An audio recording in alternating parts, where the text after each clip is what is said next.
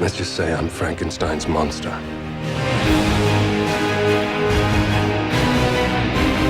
Say it out loud.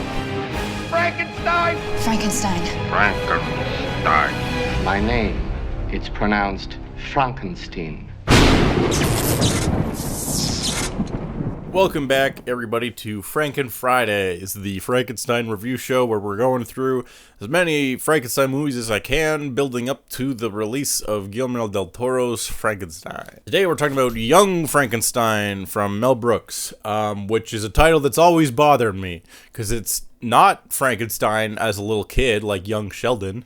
It's Frankenstein's grandson it's about, and it's like a funny parody. Frankenstein Jr., I guess, would be like a better title, or Son of Frankenstein, which is like a literal movie that exists, but that would be inaccurate because this is his grandson. So maybe Frankenstein the Third, you could call it, but then it would look like Frankenstein 3, and that would be confusing.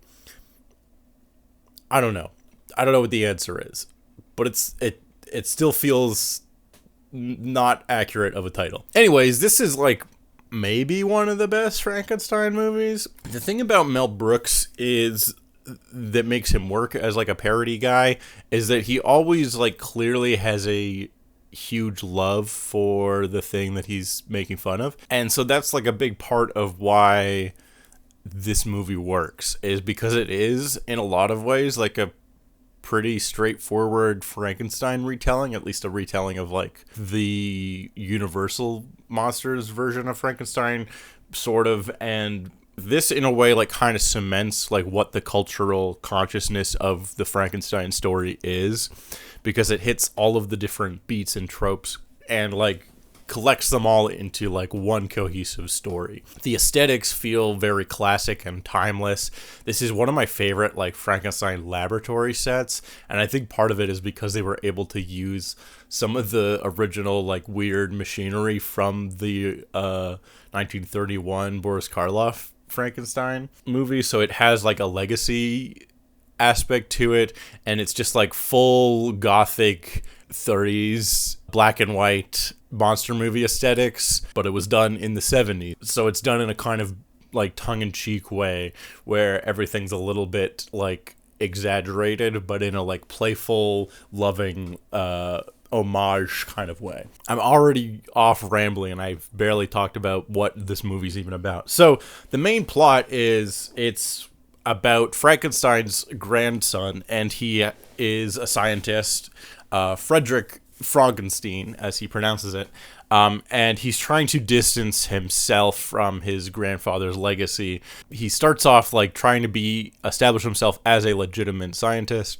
and yeah, he's changed the pronunciation of his name to try to like move away from the stereotype of the crazy doctor. He ends up inheriting his grandfather's castle and all of his shit, so he ends up moving back. He takes the train from New York to Transylvania to move back into his grandfather's mansion, and he discovers, of course, the secret to how Frankenstein did in fact create life in a genius autobiography simply titled How I Did It. Kind of like the O.J. Simpson book about how he killed his wife. Gene Wilder, of course, in maybe one of his best roles, plays Frederick Frankenstein, and of course gets to be both a like kind of sarcastic wink at the camera Gene Wilder, but then as the movie progresses and he starts doing wacky experiments, becomes more and more insane and wild, and it's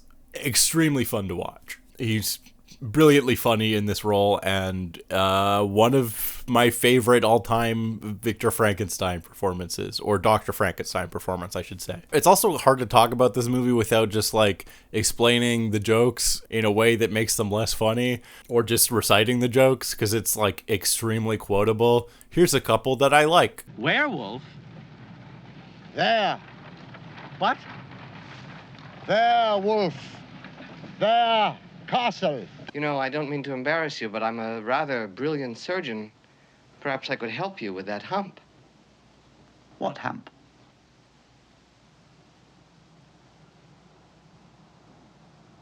Let's go. Very stupid humor that is exactly my kind of thing, and very silly, but I love it. The whole cast is great, but I also wanted to highlight Marty Feldman as Igor. No, it's pronounced Igor. But they told me it was Igor. Well, they were wrong then, weren't they? Who is probably my favorite one. He's like constantly like kind of fucking with Frankenstein here. Occasionally will break the fourth wall and seems to know that he's in a comedy more than the other characters do. Also, thing with his character, he is the grandson of the original Igor, who is not a character in the book or even in the original 1931 Frankenstein movie. That was a later addition in, I think, Son of Frankenstein, played by Bela Lugosi, so I might have to go back and watch that one at some point. Now, this movie isn't, like, specifically in that continuity. Like, for example, we see a portrait of the original Victor Frankenstein, and he just looks like Gene Wilder also. In a lot of ways, this movie is kind of one of the first, like, legacy sequels, where it's doing The Force Awakens, where it's like, we're gonna do the same plot of the original again, but it's with, like, a legacy character. It's where it's like a descendant of the original character, and like it's close enough in the continuity that maybe it's set in the same world. Like, I like to think it is, even if it doesn't make a whole lot of continuity sense. But the continuity is a little bit loose in the Frankenstein movies anyway, so it's fine. And then he goes on to literally just redo all of the same things that Frankenstein does, where he robs a grave and makes a guy. They do the whole bit, or the hunchback guy, or Igor in this one goes to steal a brain, but then he drops it because he gets scared of the lightning, and then takes an abnormal brain instead, which is a bit ripped straight out of the original 1931 Frankenstein. But Mel Brooks obviously saw that as like a great comedic opportunity, so he like expands it. Abby someone. Abby someone. Abby who? Abby normal. That kind of stuff I love about this one, is that it clearly is just homaging and just doing all the stuff that you think of as Frankenstein, but with jokes. I'm not breaking any new ground here. This movie's a classic, and it's beloved. I feel like it's one of Mel Brooks' most highly regarded movies. I do have a few nitpicks. I think it's a little bit long. Like, weirdly, it's almost, how long is it? It's 102 minutes, so it's like closing in, it's getting close to 2 hours, and that actually makes it the longest Frankenstein movie that I've talked about so far, which is strange for a comedy, because comedies aren't usually on the shorter side, but it depends. And I think the main reason that it is kind of long is that, like, one, we're doing the entirety of, we're hitting like every major Frankenstein cliche that you've seen before. We're doing the bride. We're doing the old blind man, played by Gene Hackman for some reason. But we also have a lot of time spent setting up all this, like, other stuff with the main character thing. He's dealing with, like, the legacy of his grandfather. He's trying to establish himself as a regular scientist, so it takes a while for him to, like, even get to the lab. We have to meet all the characters. And then we also spend a lot of time just doing silly bits that don't do anything to move the plot or story forward. They're just silly bits. Like, there's this one police commissioner guy who has an eye patch and a monocle and just an insane accent that nobody can understand, and a weird robot hand, and he just does a bunch of silly bits, and it doesn't really move the story along. It's just for silliness, and there's a lot of time spent on stuff like that. I also think this one doesn't, like, really ramp up or escalate in ways that some of Mel Brooks's other comedies do.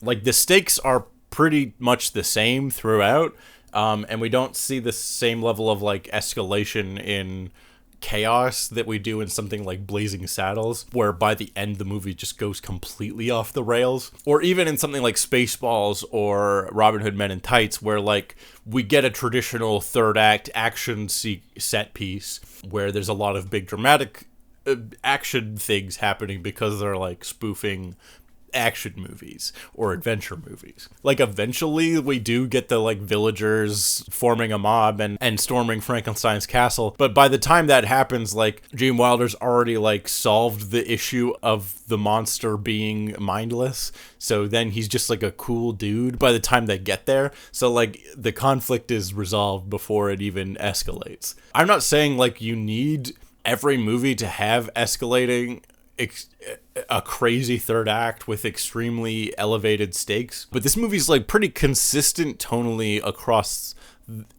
its runtime, and I think it starts to drag a little bit towards the like after the hour mark or so, because it's just kind of like still just doing bits and Frankenstein aesthetics, but they're silly now, and it's just keeps doing that for almost 2 hours. Luckily, the performances are great and the jokes are pretty funny, so that is enough to entertain you. But I don't know, maybe it could have been tightened a little bit if I'm nitpicking here. I will say I think this one is like ends up being a kind of interesting addition to the Frankenstein mythos, because it does end up like tackling some of the themes that the whole franchise is like sort of built on. There's a lot of stuff about legacy and following in your father or your grandfather's footsteps. What does that mean? What does it mean to be created? Do we have free will, or are we a product of our circumstances? Frankenstein is ultimately a story of a father who creates a child, and the child who doesn't understand why he was brought into this world and then is rejected by his father and fucking freaks out about it. And the concept of like fathers and sons and legacy, bloodlines, the creation of life, all of those concepts are like continually explored in this movie. And it's also silly and has funny dancing. Like when Gene Wilder's giving his like big crazy speech and accepting his destiny as not Frankenstein but Frankenstein, he goes off on like how this is the greatest scientific discovery since the creation of fire, which you could read as like an inadvertent reference to the original title of Mary Shelley's Frankenstein, or the modern Prometheus. Prometheus, of course, being like the Greek mythological figure who ascends to the heavens to bring fire down to mankind and is punished for it. Like it's in here. All the fucking themes of the original are in this movie, and that's I think one of the reasons it works is because it is kind of a legit Frankenstein adaptation, even though it's doing something very silly and very funny with it. But it obviously does have like a very big love and fondness for that story. There's also like so many things in this movie that I'm like, holy shit, that's from this. Like, you know the bam bam bam like sting, you know that sting that was in the fucking hamster surprise gopher meme from 25 years ago? That's from this movie. I thought that was like a classical it's from the score of this movie. That's just from this. What the fuck? Anyways, that's Young Frankenstein. It's very good. Maybe too long, but it is funny, and Gene Wilder's great, so watch it, I guess. That's it for this episode. Tune in next time for more Frankenstein stuff. Check out my trailer reaction to the new Frankenstein movie. I think it looks good. And we're going to keep going through other Frankenstein movies, building up to the November release of Del Toro's Frankenstein. Check out the other videos I did, and we'll see you the next time. Bye-bye.